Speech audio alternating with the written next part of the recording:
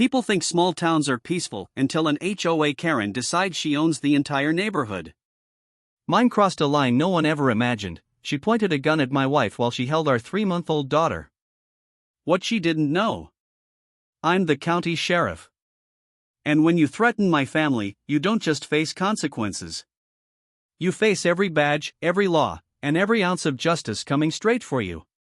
My name is Daniel Cross, county sheriff of a quiet suburban district where nothing dramatic ever happens, at least, not until HOA Karen moved in. She was famous for 3 things: screaming at everyone, reporting imaginary violations, and believing rules didn't apply to her. I dealt with difficult people before, but never someone willing to cross the line into pure danger.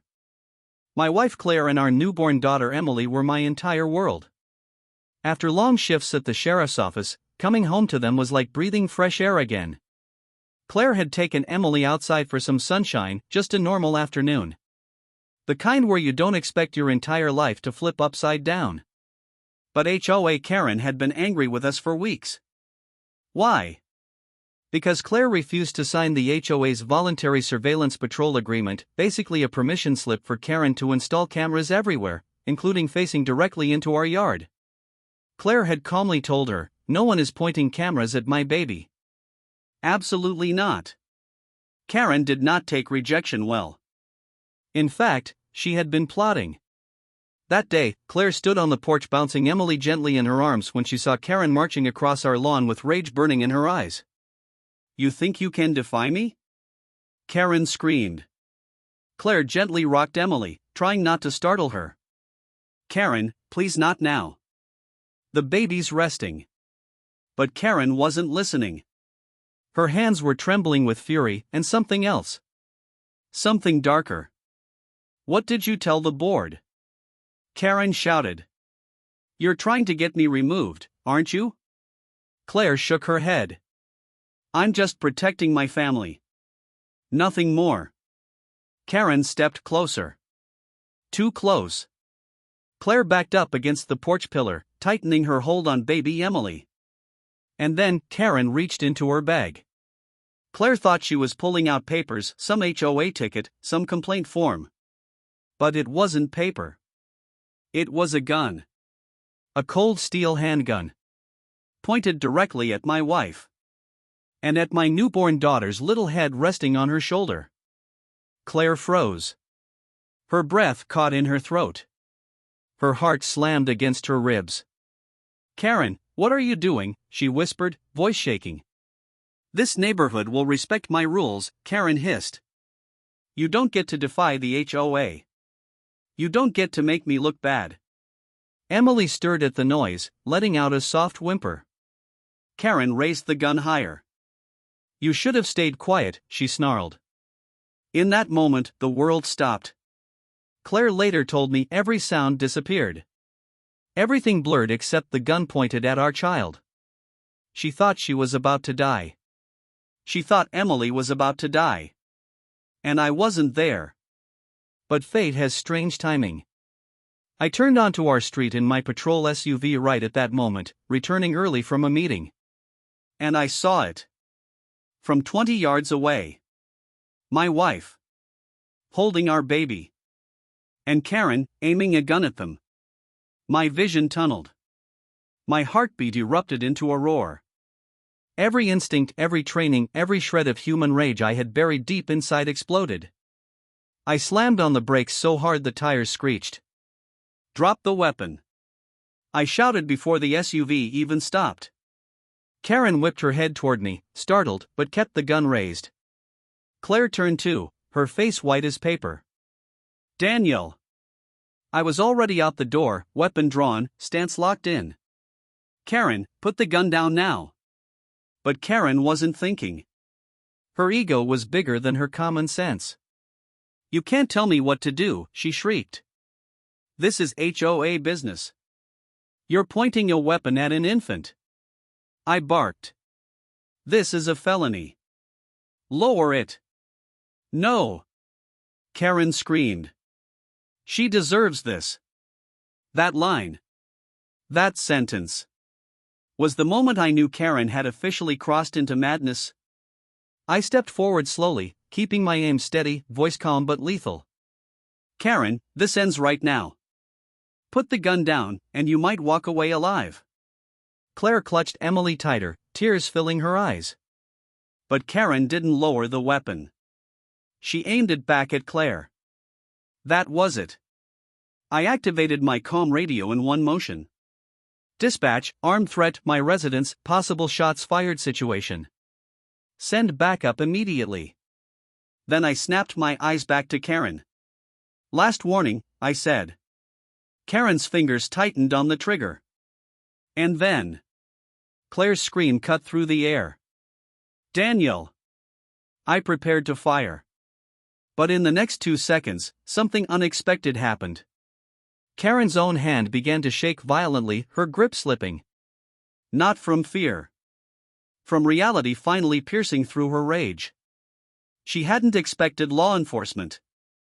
She hadn't expected consequences. She hadn't expected me.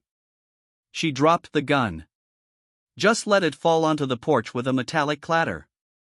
And the moment it hit the wood, I rushed forward, tackling Karen to the ground as Claire shielded Emily. Karen screamed, kicked, spit, but she was done. Finished.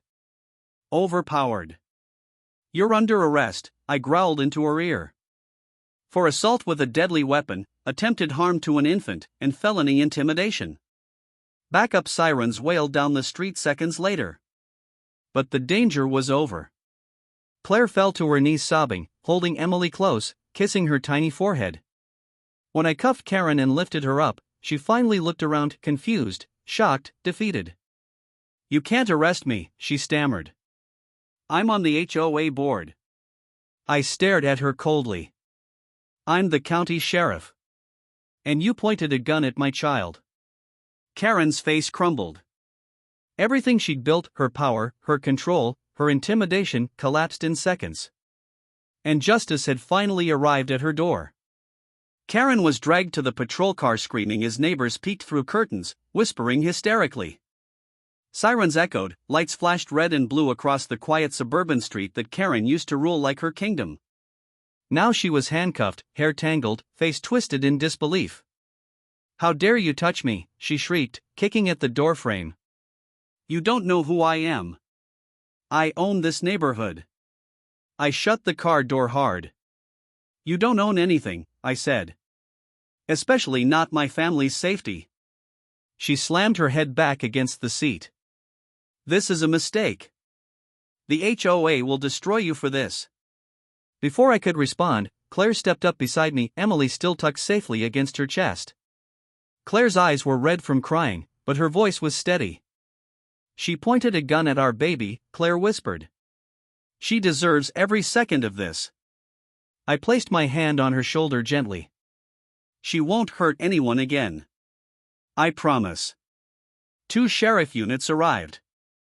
Deputies rushed forward, securing Karen and logging the firearm into evidence. The moment Karen saw another female deputy approach, she switched into her signature Karen meltdown. This is harassment. I'm a board member. You can't treat me like an animal. Deputy Ruiz, calm as a mountain, said, "Ma'am, you pointed a weapon at an infant." You're lucky you're breathing. Karen gasped, offended. I was handling an HOA violation. Hearing that sentence sent a wave of disgusted laughter through my deputies. Even Ruiz couldn't keep a straight face. An HOA violation? Ruiz repeated. What violation requires shooting a mother and child? Karen turned beet red. They wouldn't follow my camera policy.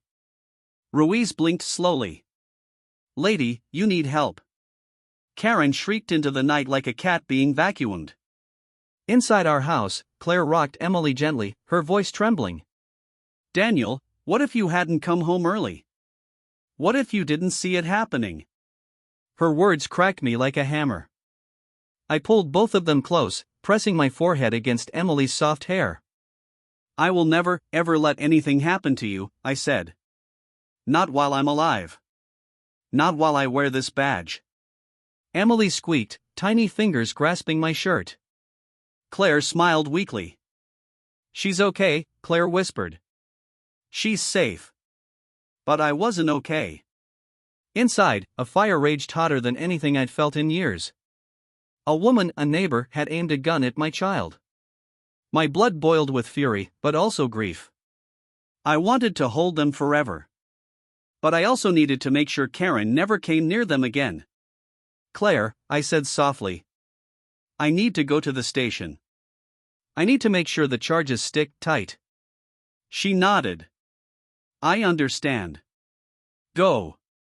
But before I could even pick up my keys, a black SUV screeched into our driveway. The driver door flew open. And stepping out was Karen's husband.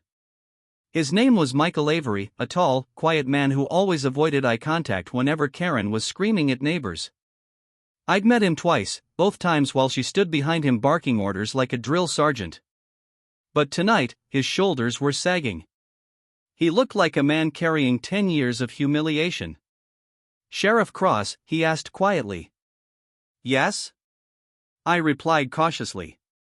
His hands were shaking as he held a stack of documents. "My wife has done many things," he said. "But tonight, she crossed a line I cannot forgive." I kept my tone professional. "She committed multiple felonies. She'll be facing prison." Michael nodded slowly. "I know. And I'm here to finish something I should have done years ago." He handed me the papers. I scanned the first page. And blinked. They were divorce papers. Filed. Signed. Stamped. Dated today. I looked up at him. "You already filed these?" His eyes filled with tears. She wouldn't listen. She became obsessed with the HOA. She screamed at me every day. She threatened neighbors, broke into yards, harassed families. He swallowed hard. "But pointing a gun at your wife and baby?" "I will not protect her from this." His voice cracked with relief and devastation. "She's your problem now," he said quietly. "And when she's behind bars, maybe the neighborhood will finally breathe again." Claire stepped outside, holding Emily. Michael's face twisted with guilt when he saw the baby. "I am so sorry," he whispered. Claire nodded gently.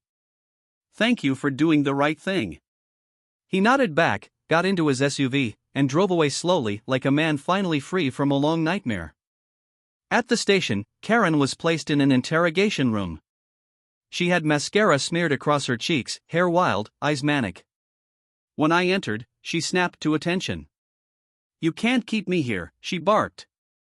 "My husband is a lawyer. He will get me out." I sat down calmly. "Your husband filed for divorce." Karen froze. "Liar." I pushed the paperwork across the table. She scanned it. Her face drained of color. Her hands shook. Her jaw fell open. "No," she whispered. He wouldn't dare." "He dared," I said. "Because you pointed a loaded weapon at an infant." She slammed the papers on the table, screaming, "It wasn't loaded." I pulled out the evidence bag. The gun. Magazine full. One bullet chambered. Her face twisted in horror. "You were one trigger pull from killing a baby," I said. "Own it." She collapsed back into her chair. For the first time since I'd known her, Karen wasn't angry. She was terrified. Her voice trembled. What will happen to me?" I leaned forward, letting the weight of the badge carry every word. "You will face every charge you earned. Assault with a deadly weapon. Child endangerment. Attempted manslaughter. And I will personally make sure you never hurt another family again." Karen shook violently, whispering, "No, no, no." But there was no going back now. She destroyed her own life. She just didn't realize it until it was too late. As I left the room, Ruiz stepped beside me. "You okay, Sheriff?" I exhaled. "I will be, after I go home." She nodded. "Go. We've got her." I walked into the night, the stars cold and sharp overhead. The world was quiet again. When I got home, Claire was waiting on the couch, Emily asleep on her chest. "Is it over?" she whispered. I sat beside her, pulling them both against me. "It's over," I said softly. But then Claire looked up at me with a strange expression. "Daniel, what about the HOA board?" They supported her. They let this happen. My eyes narrowed. Because she was right. This wasn't just about Karen. This was about an entire board that enabled her. And tomorrow, they were going to learn who they'd messed with. The next morning, I arrived at the sheriff's office with one goal: expose the entire HOA board for enabling Karen's madness. They had ignored dozens of complaints, dismissed her threats as strong leadership, and even gave her permission to enforce order, which she interpreted as having the authority of law enforcement. My deputies had already compiled everything: emails, reports, neighbor testimonies, body cam footage. Ruiz set a folder onto my desk. "Sheriff, this HOA is rotten from top to bottom." I flipped through the pages. Karen had entered multiple homes without consent, patrolled the neighborhood with fake security badges, fined people for imaginary violations, Installed illegal surveillance, filed false police reports, threatened families, claimed HOA jurisdiction over private property. And the board had approved nearly all of it. I clenched my jaw.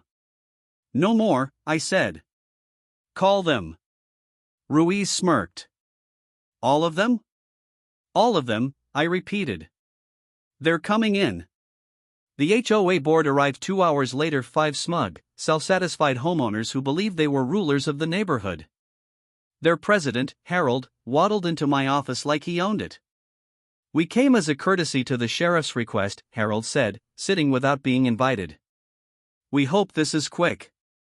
We have a community meeting to plan." "Sit down," I said calmly. They already were, but every one of them stiffened. Harold cleared his throat. "Is this about Karen?" "She said some things." I placed the evidence file on the table with a thud. "It's about all of you." They exchanged confused looks. "You enabled a woman who pointed a gun at my wife and infant daughter," I said, voice cold.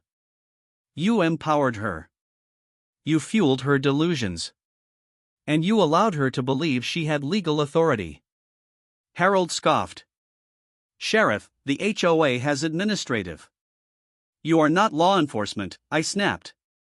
"And you let one of your own pretend she was." Another board member, Lisa, shifted nervously. "We didn't know she was dangerous." "You did know," I cut in. "You received complaint after complaint. Families begged for help. You ignored them." They fell silent. I continued. "Karen is facing felony charges. And now the HOA will face a lawsuit so large you'll forget what daylight looks like." They gasped. You can't sue us," Lisa whispered. I leaned back, folding my arms. "I'm not. The district attorney's office is." The color drained from their faces. Harold slammed his fist on the table. "This is outrageous. We have rights." "Yes," I said. "And so do the people you allowed Karen to terrorize." I pulled out one last document.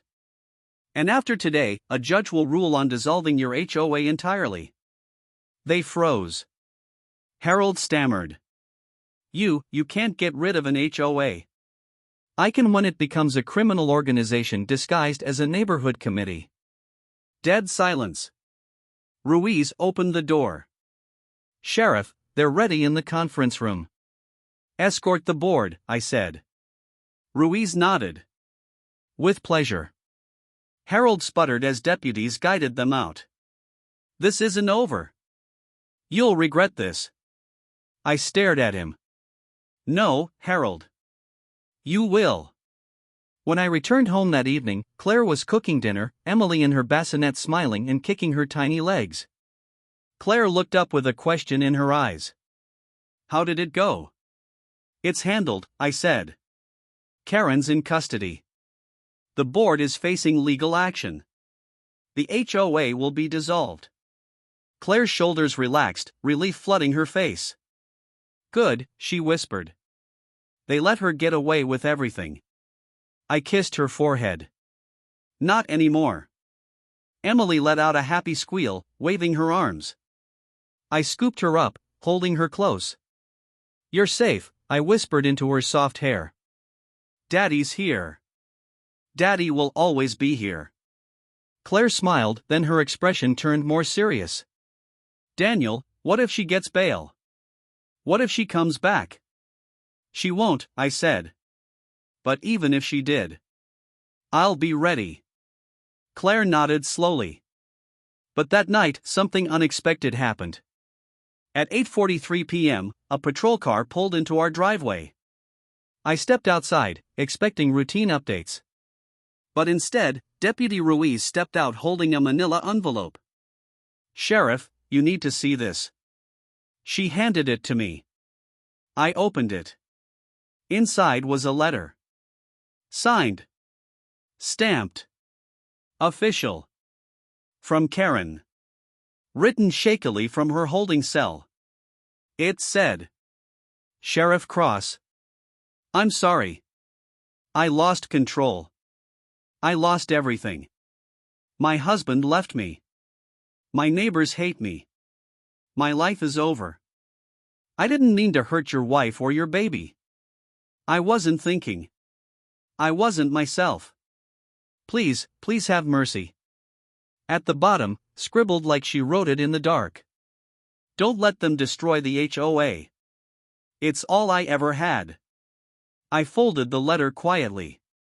Ruiz asked, what should we do with it? File it, I said. As evidence. Ruiz nodded and walked back to her patrol car. I stood there for a moment, holding the cold night in my lungs. Karen wasn't a monster by nature. She became one after letting power rot her from the inside out. But empathy didn't erase what she had done. Some lines can never be uncrossed. And threatening my wife and daughter was one of them. The next morning, the hearing for Karen's bail took place. The courtroom was tense. Karen entered in shackles, eyes empty, hair unkempt. Her husband, Michael, sat in the back, divorce papers final. He didn't look at her. I sat beside Claire, holding her hand tightly. The judge reviewed the charges, flipping through pages of evidence.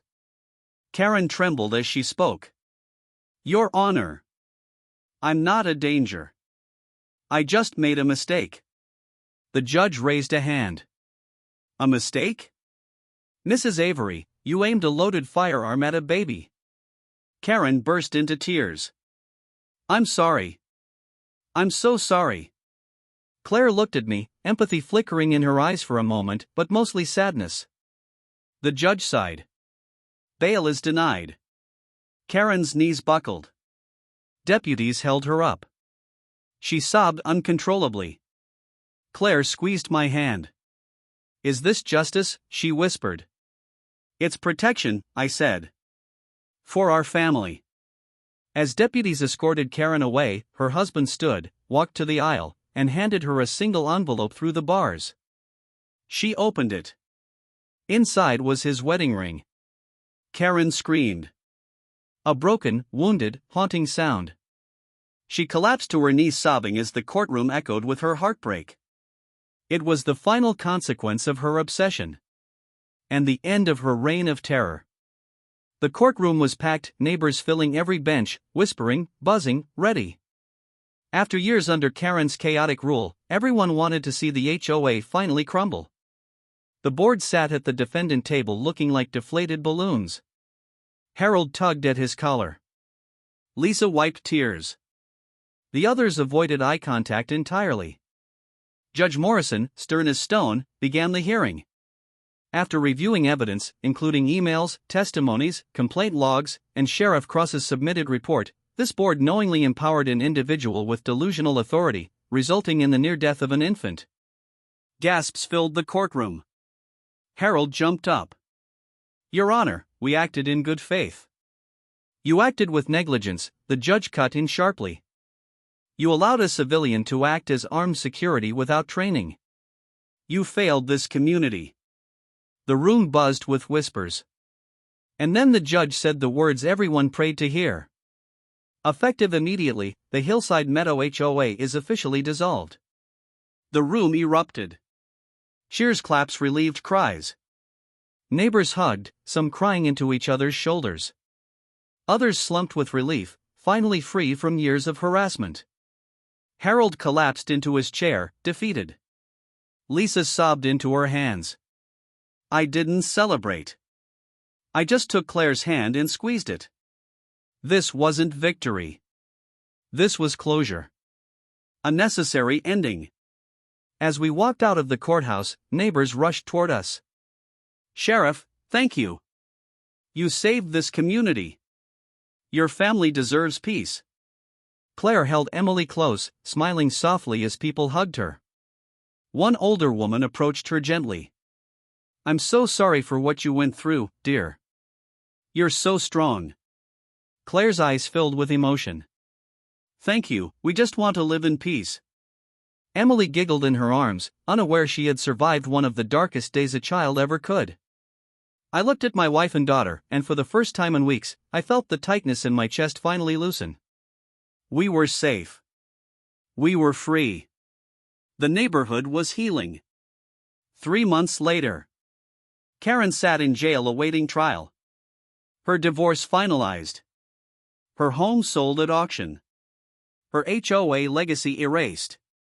Michael, her ex-husband, stopped by our house one evening. He looked lighter, happier, exhausted but healing.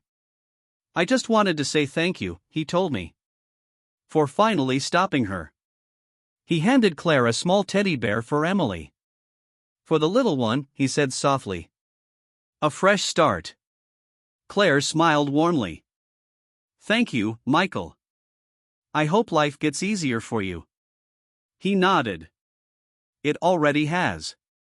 That night, as Emily slept peacefully in her crib, Claire stood beside me on the porch. The stars glittered above us, quiet and calming. You saved us, she whispered. I wrapped my arm around her waist. We saved each other. What happens now? She asked softly. Now. I said. We live. We heal. And no one will ever threaten this family again. Claire rested her head against my chest. Emily's soft breaths filled the baby monitor. And for the first time in a long time, I felt the world finally return to peace. The nightmare was over. And justice had won.